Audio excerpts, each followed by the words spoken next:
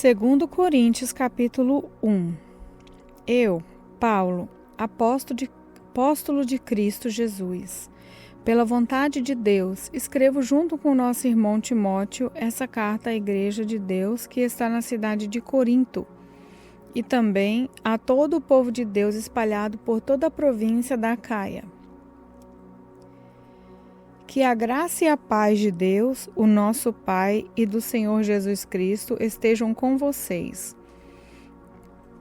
Louvado seja o Deus e Pai do nosso Senhor Jesus Cristo, o Pai bondoso, o Deus de quem todos recebem ajuda. Ele nos auxilia em todas as nossas aflições para podermos ajudar os que têm as mesmas aflições que nós temos, e nos damos aos outros a mesma ajuda que recebemos de Deus. Porque, assim como tomamos parte nos muitos sofrimentos de Cristo, assim também por meio dele participamos da sua grande ajuda. Se sofremos, é para que vocês recebam ajuda e salvação. Se somos ajudados, então vocês também são e recebem forças para suportar com paciência os mesmos sofrimentos que nós suportamos. Desse modo, a esperança que temos em vocês está firme, pois sabemos que, assim como vocês tomam parte nos nossos sofrimentos, assim também recebem a ajuda que Deus dá. Irmãos, queremos que saibam das aflições pelas quais passamos na província da Ásia. Os sofrimentos que suportamos foram tão grandes e tão duros que já não tínhamos mais esperança de escapar de lá com vida. Nós nos sentíamos como condenados à morte, mas isso aconteceu para que aprendêssemos a confiar não em nós mesmos, mas sim em Deus, que ressuscita os mortos. Ele nos salvou e continuará a nos salvar desses terríveis perigos de morte. Sim, nós temos posto nele a nossa esperança, na certeza de que ele continuará a nos salvar. Enquanto vocês nos ajudam orando por nós, assim Deus responderá às muitas orações feitas em nosso favor e nos abençoará, e muitos lhe agradecerão as bênçãos que ele nos dará. É disso que temos orgulho. A nossa consciência nos afirma que a nossa maneira de viver no mundo especialmente em relação a vocês, tem sido dirigida pela franqueza e sinceridade que Deus nos dá e também pelo poder da sua graça e não pela sabedoria humana. Pois escrevemos a vocês somente o que vocês podem ler e entender. Agora, vocês nos entendem só em parte, mas espero que cheguem a nos compreender completamente, para que, no dia do nosso Senhor Jesus, vocês tenham orgulho de nós, como nós temos de vocês. Eu estava tão certo que tudo isso, que no início fiz planos para ir visitar vocês a fim de que vocês pudessem ser abençoados mais uma vez. De fato, eu estava pensando em visitá-los na minha ida para a província da Macedônia e também na volta, a fim de conseguir ajuda para a minha viagem à Judéia. Será que fui irresponsável quando resolvi fazer isso? Será que, ao fazer os meus planos, penso somente nos meus próprios interesses e por isso digo sim, sim e não, não ao mesmo tempo? Em nome de Deus, que é verdadeiro, o que prometi a vocês não foi um sim ou um não ao mesmo tempo. Pois Jesus Cristo, o Filho de Deus, que foi anunciado entre vocês por Silas, por Timóteo e por mim mesmo, não é sim e não ao mesmo tempo. Pelo contrário, ele é o sim de Deus. Porque é o sim de todas as promessas de Deus, porque dizemos amém, por meio de Jesus Cristo, para a glória de Deus. Pois o próprio Deus que nos dá a nós e a vocês a certeza de que estamos unidos com Cristo. E foi Deus quem nos separou para si mesmo. Como dono, Ele pôs a sua marca em nós e colocou no nosso coração o Espírito Santo e a garantia das coisas que Ele guarda para nós. Eu chamo Deus como a minha testemunha. Ele conhece o meu coração. A fim de evitar aborrecimentos para vocês, resolvi não ir até Corinto. Não estamos querendo mandar na sua fé, pois vocês estão firmes na fé. Pelo contrário, queremos trabalhar com vocês para que vocês sejam mais felizes ainda. 2 Coríntios, capítulo 2. Portanto, para não entristecê-los de novo, eu resolvi não ir ver vocês. Pois, se eu entristeço vocês, então quem vai me alegrar? Somente vocês, a quem tenham entristecido.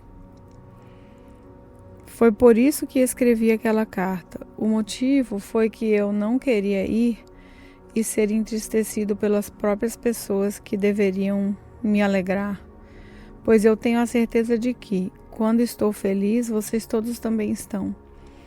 Eu escrevi aquela carta muito preocupada e triste e derramando muitas lágrimas, porém não escrevi para fazer com que vocês ficassem tristes, mas para que soubessem do grande amor que tenho por todos vocês. Mas, se alguém fez com que alguma pessoa ficasse triste, não fez isso a mim, mas sim a vocês, ou, pelo menos, a algum de vocês. Escrevo assim para não ser muito duro com esse homem.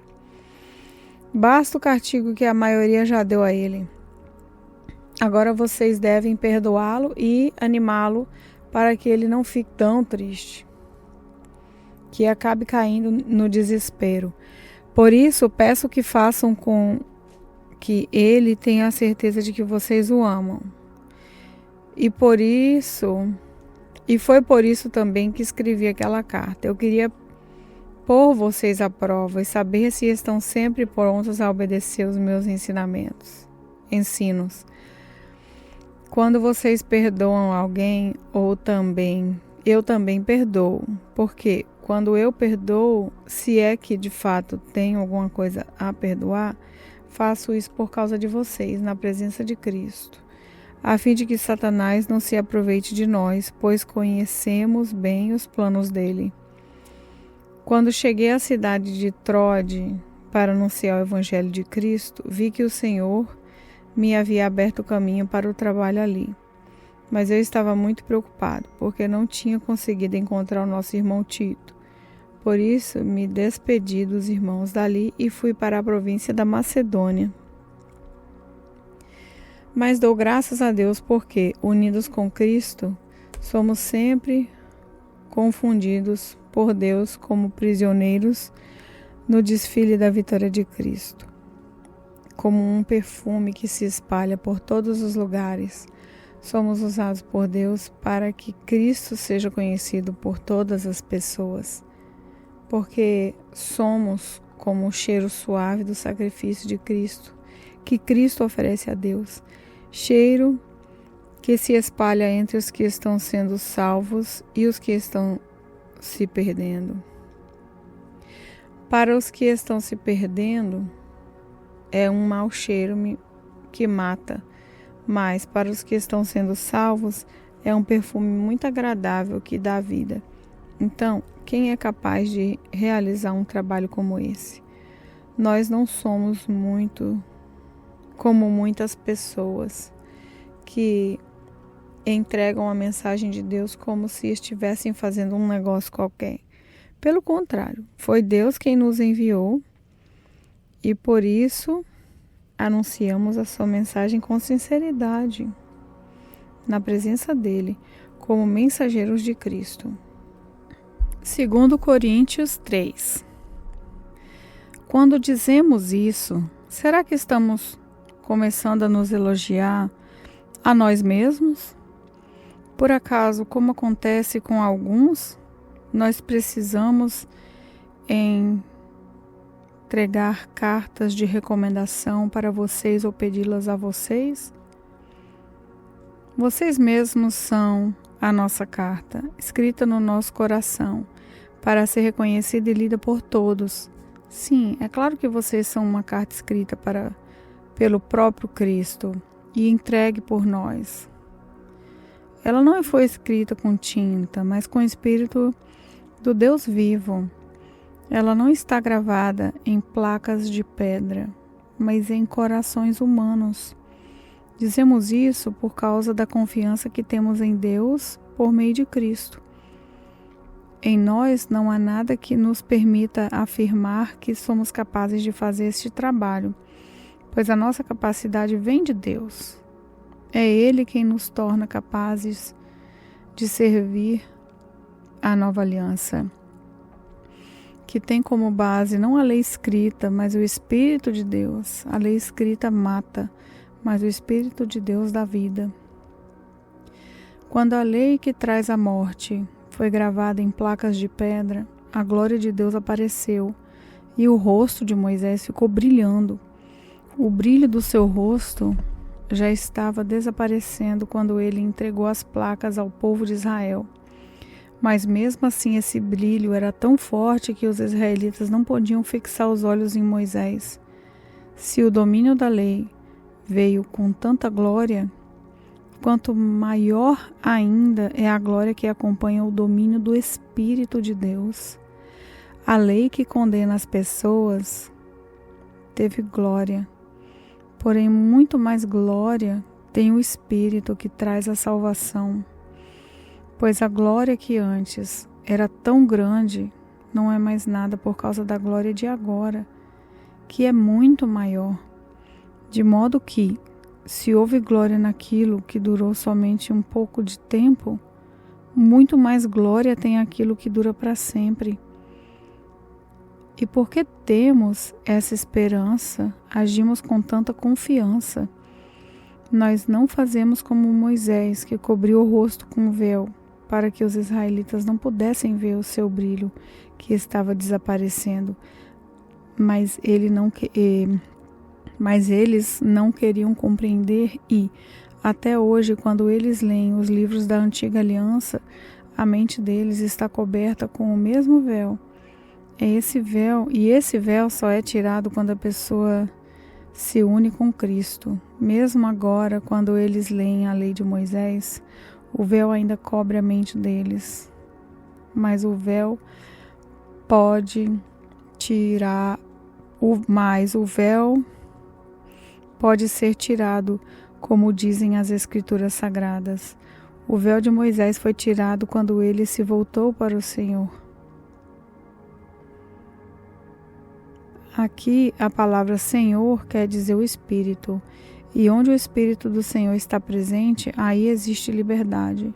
Portanto, todos nós, com o rosto descoberto, refletimos a glória que vem do Senhor. Essa glória vai ficando cada vez mais brilhante e vai nos tornando cada vez mais parecidos com o Senhor, que é o Espírito.